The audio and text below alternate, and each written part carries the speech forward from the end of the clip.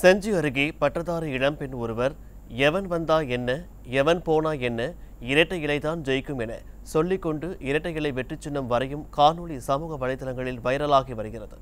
விழுப்புரம் மாவட்டம் செஞ்சியை அடுத்த வல்லம் ஊராட்சி ஒன்றியத்திற்கு உட்பட்ட தாமனூர் கிராமத்தில் பட்டதாரி இளம் பெண்ணான பத்மபிரியா என்பவர் தங்கள் வீட்டின் சுவற்றில் எவன் வந்தால் என்ன எவன் போனா என்ன இரட்டை இலை சின்னம்தான் ஜெயிக்கும் என சொல்லிக்கொண்டே இரட்டை இலை சின்னத்தை வரையும் காணொலி சமூக வலைதளங்களில் வைரலாகி அனைவரின் கவனத்தையும் ஈர்த்துள்ளது.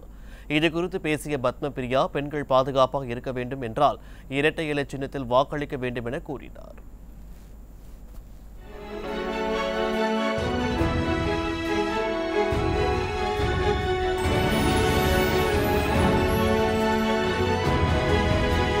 எவன் வந்தா என்ன எவன் போனா என்ன ரெட்டலை தான் ஜெயிக்கும், ரெட்டலை தான் மாஸ்.